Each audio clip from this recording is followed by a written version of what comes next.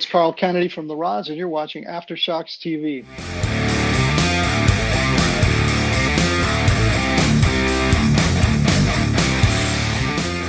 But VOA, okay. So obviously we talked about Sammy's first, record, his biggest one with Mantras before he went solo. Now we'll talk about his first biggest solo record, which is, of course, this album right here, VOA. Right. Came out in 1984. His last solo album before, obviously, joining Van Halen in 85.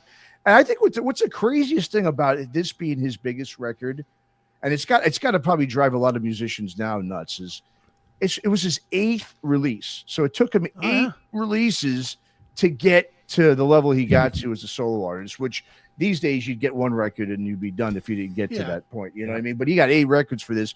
Obviously, he had some, he had, like you said, Standing Hampton was a big record too. There's Only One Way to Rock. That was probably his first biggest, I would say, rock hit until obviously I Can't Try 55 until 1985. I had a few. Your Love Is Driving Me Crazy. That's right. That was a big one too. That was a big one. And what was the other one on Standing Hampton? You do what you want to do. But Standing Hampton, though, that was like 80 what? 1? Yeah, okay. 82. Yeah, so that was a couple of years. When was Three Lock Box out then? What year was that? Oh, that's 82 right? Also. Was that 82 as well? Yeah, I'm looking right now on Wiki. Okay. Standing Hampton and Three Lock Box both came out in 82. Okay. Wow. Okay. Interesting. Okay. But yeah, I remember, when I first heard I Can't Drive 55, I was like 8 years old. It's so funny. It's one of those songs. There's not many of them, but where I remember exactly where and when I was when I heard it, because I remember I was actually on a road trip upstate New York with a friend going to, his family, someplace up there. And I remember listening to Casey Kasem's Top, 40, which was obviously a huge thing here. And I remember him telling the whole story about the song and why it was written when he got pulled over and blah, blah, blah. And I just always remember that exact moment. And not just because I liked the song, but it just was one of those things. But yeah, obviously, like you said, Chris, you were mentioning before, big, huge hit on MTV. And obviously this was really the song that I would say probably got him the gig in Van Halen. Would you say that? Would you agree to that? Because of the popularity of it? What's your take? I probably had a big part of it. Certainly. I think I don't think Eddie reached out and said, you know what, I like that song, I'm bringing this guy. Oh no, yeah, I'm not saying. But do you think it had to do with I think it helped. I think a big part of it too was that Eddie proved on 84 that he wanted to write something more than just drunken bitch songs. And he wanted to do different styles. He wanted to do ballads. He wanted to incorporate keyboards. He wanted to do different things. And he looked at Sammy's kind of body of successful work and was like, you know what, this guy could fit. He could.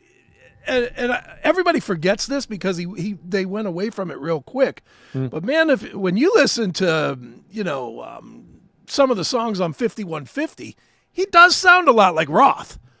He definitely had some of that Roth thing in him, which I'm sure was part of him coming in. Now that being said, certainly they were trying to marry supergroup to supergroup to have a super group. And that didn't hurt him at all, that Sammy was a big name. But I think it was more, I think if you look at when Sharon came in, you see why it was important. Because Sharon just wasn't big enough to carry the weight. Yeah. And Sammy was, well, there's that. But I mean, but you could get through shitty songs. Look at Alice in Chains. They've been able to carry on for 20 years without a good song. Yeah. But, when you look at that, Sammy Hagar was able to put the weight of a David Lee Roth on his shoulders and carry it and not flounder from it. And I think that was probably a bigger part than hits that he had previously, personally. Well, and that Templeman connection too, obviously. There's that too, yeah. Probably, yeah. Yeah, so Tom, I know you're a huge, Sammy Hagar fan. Yep. What again was growing up in Ireland? Did you hear a lot of it, or was it later on down the road? No, you did. I mean, it depended, of course. I mean, he wasn't on mainstream radio, or whatever like that. But me and all my buddies and Richie and so on and so forth, we were all big Kerrang guys. So Kerrang was our Bible, basically. Whatever Kerrang said, that was it. If they gave it 5 stars. Well, then it's a good album. If they give it 2 stars, then obviously it's shit. That they just formed your opinion, Right. Because that's just the way it was. But I'm a Sammy fan since I can remember, and this album for me is phenomenal. I just think it's a brilliant record from start to finish. Maybe 1 or 2 weaker, slightly tracks, but obviously high def or high resolution on the cover there. Going back to '84 graphics, but I think it's the worst album cover ever. But maybe I've seen worse. But he was coming off the back of their trajectory to you, Matt. Three Lock Box in '82. This is '84, I think, and this was a platinum seller in '84. So definitely. The David Lee Roth Van Halen break was happening. Didn't just happen on a Friday and they had Sammy in on a Monday. That was being fractured for a year before. So you have no doubt that we're watching this guy, I presume along with other singers, whoever they were at the time, I don't know. But I think like even when I saw Sammy for the first time, actually, as I said a couple of months ago in Nashville, and I bought a Sammy T-shirt. And I don't normally buy T-shirts at concerts because I don't need to. They're $40 and not whatever, but I just had to get a Sammy shirt. It was a great color, and on the back of it was I Can't Drive 55. I mean, in 2024, he's still gets the traction from that track because he's known so much for it, and of course it has a song called "Dick in the Dirt," so you can't go really wrong with that, Yeah, well, that's a pretty fucking cheesy song. I was going to talk about that in a minute, but you beat me to it, Tom. I like that song. It's the cheesiest song. Come on, little Richie, man, I like it. Don't you kiss me where it hurts? Where it hurts, yeah. Well, I mean, yeah, right. I mean, of course, that was just '80s stuff, but obviously he's a guy, wrote Rock Candy, so obviously he's, those are, I mean, Sammy. I mean, I love Sammy, but there's, this stuff too with when I was listening, recently to some of his older stuff.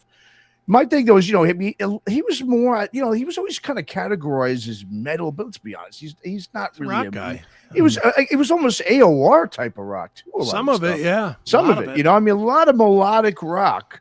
I mean, yes, he had his hard hitters and stuff, but he was, again, I think that was also very good marketing and, just getting to, obviously, holding on to your fan base, and then while at the same time in the 80s there, I mean, we saw those bands and music artists from the 70s, right? Go AOR. I mean, there's a ton of them.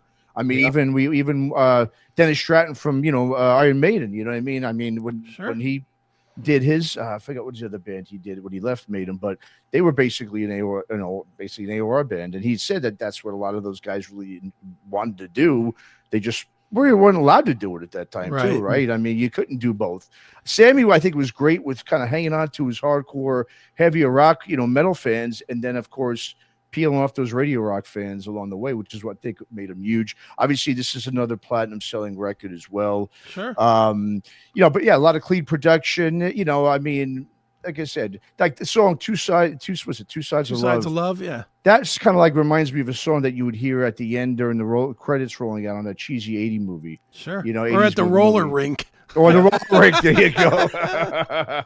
Exactly, man. But yeah, I mean, great record here too. VOA, man. I can't believe this has been. Again, this is 40 years old, man, this year, right? 84. So, yeah. 84, yeah. But I think with this one, too, like, even though Sammy was, like, 84 was right in the middle of hair metal was just exploding with the usual suspects, Rat, Doc, and Motley, whatever. Winger a little bit later, Warrant maybe a little bit later. But, it was really, like, it was taken off at that point. But he never got lumbered in as a hair metal rocker, even though he had the look or whatever. He just never got lumbered in there. He never carried that weight, when that imploded in the later years. Of course, he was in Van Halen, so that helped. But even Van Halen never got put into that category. So he escaped that, Yeah, well, they didn't dress to, they didn't put the makeup on. No, they didn't. That's the key. Like Britney Fox, exactly. Yeah. Yeah, they were. Sammy was in that same boat that like Y&T was in. Yeah, like everybody liked him on the rock side. Everybody liked him on the metal side, but nobody considered him part of their scene. That's right. Sammy and Y&T are probably the two biggest examples in that exact era. That's a great comparison. It's funny because they almost look and sounded like Sammy and Dave Meniketti. If you think about it, they both got the hair. I mean, the look, and both from up here. They know both play guitar too, and they both can still do it. Because I saw a clip of Dave Meniketti recently, wherever he's playing. Sure, that guy can still sing. Oh yeah. Yeah. Great singer. Yeah. So there it is. VOA, Sammy Hagar. Anything else you guys want to say about this before we wrap up this? It's a segment? good record, I will say. The thing that always, the two hits on it were arguably the two worst songs on it. 55 and Two Sides of Love. I mean, they're okay songs. I don't hate either, but Swept Away is the best tune on this. That's a great to song. me. Yeah. It's so good. And noted, Sammy sounds amazing on that song. Mm-hmm. You know, and I don't know. I didn't like this album as much as VOA. VOA to me is a perfect record. Or not VOA. Stanley Hampton. Three Lock Box. Oh, Three Lock Box. Three Lock Box with Remember the Heroes, and you know, Yeah. but he worked with a lot of different people on that one too. He worked with Jonathan Cain, and he worked with a couple of other people on it. Where this one was like, if I remember right, this was the first one that he just was like, "This is me, that's it," you know, and. It's kind of interesting if you take this and you blueprint it side by side with 5150. I'm not saying this is better. It's not. 5150 is a better record. But it kind of is matching as far as there's the same number of ballads, same number of real rockers, same number of mid-tempos. It's almost like Van Halen adopted the Sammy blueprint that was working. You know, that's a great point. You know, I think people don't really, look at that exactly because obviously their style and sound changed Van Halen. But you're right. I think it wasn't necessarily him adopting Van Halen. I mean, you said like he sounded a little bit like Hagar on 5150, but I mean, like David Lee Roth. Right. But I mean, but if you think of it the opposite way, you're right. I think Van Halen almost adopted somebody because they got lighter, you know. I mean, they got a little lighter, obviously. Everyone did in the 80s with the synthesizer and everything on 1984. But when they went to 5150, it was completely different. It wasn't just they had a new singer, but the same music. The music changed as well. And I think you're right. I think a lot of it had to do with bringing him on board and almost adopting into his style rather than really the opposite. That's a great point, actually. Yeah. I think, Chris, and you touched on it, that the vocal performance on this is excellent. Obviously, the production is helps it, and the production, it has an 80s sound, but it doesn't have that real Ron Nevison polished sound either. It doesn't. There's nowhere near that because that's obviously Ted's style. But I think if I listen to, like, if you ask me what's David Coverdale's greatest performance on a record, I'll tell you Come Taste the Band all day long. Every Ronnie Dio, Heaven and Hell, whatever. Every singer has that one album where they're just better than the others. For me, I think he's singing on this is as good as any of the Van Halen albums that sold 10 times more with more the polish, whatever else. It's just has a little bit of grittiness. 80s little touch involved, of course, because of its time, but I think his vocal performance on this is fucking pitch perfect. Well, and the one thing with this too, when he recorded it, I'm assuming, and again, my timeline could be a little screwy on this, but he recorded this, if I'm not mistaken, coming off of the HSAS tour with Neil Schon. And so he was like seasoned rock guy right into the studio and did this. And so his voice was probably as prime as it was going to be. He just came off a tour, but he came off a tour that wasn't so extensive that his voice was burned, you know, and he came off it with a lot, again, he's out on tour with Neil Schon. He's probably singing a lot of songs with a lot of melody, which is in his head, which comes into the creative process. And there's a lot of melodies on this record that really shine, that are not present on the previous music. So that's a great point on HSAS. We could do a segment on that sometime for a future show, because that's one of those hidden gems that so many people don't know exist, and it is a phenomenal record. Yeah, that's a start to finish 10 out of 10. Phenomenal record. Yep. Yeah, great stuff. VOA, and again, you want to hear some stories, read about some stories about the tour of this and all the other tours right here. It's in here, Build Electric Church book. I know I'm plugging this left and right, but it's a really good book, though, man. I mean, if you really like, obviously Montrose and Sammy Hagar and everything, and you get to even hear the story here about how Sammy Hagar and Van Halen sort of concocted announcing him being part of Van Halen, which is kind of an interesting and kind of really interesting story. It's all in there. It's a great book. Nice. The Electric Church, Martin Poffhoff, the biography.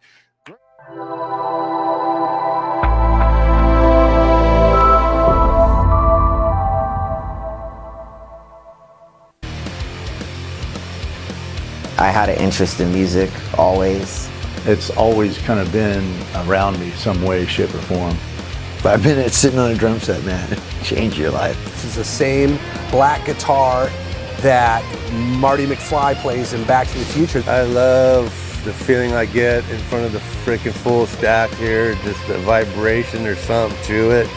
I'm lucky because I do have a little bit of a tap into the Fu Manchu lore, into the Nebula lore. In order to keep things going, you kind of have to like start playing the game a little bit, you know, like the business game. Everybody has to get through a day-to-day, and how do you exist and how do you get by? As far as getting people to commit to bands, it's tough to keep a lot together these days, for sure. Still sleeping on people's floor, that's still a reality. Probably also playing with some of the best people I've ever played with. The creative juices don't stop. It just keeps going. For me, it's just finding a balance of how much time I'm spending with my family versus how much time I'm spending working. It's this validation that what you're doing actually has merit. Obviously, we're a little long in the tooth, and we've been doing this for a minute, and now we can kind of do what we want. We don't need a record company. I'll do it myself. I'll do it the way I want to. Just always be cool. Just be respectful. Those are your people. They're connecting to you on some level, even if they don't look like you. It's got to happen, you know, or else I'll go crazy. Go crazy one way or another, you know. I might as well, you know, not go crazy if I can play music. Maybe one day I'll have a Porsche, but you know, until that day, I'll drive a Chevy. There you go. All right.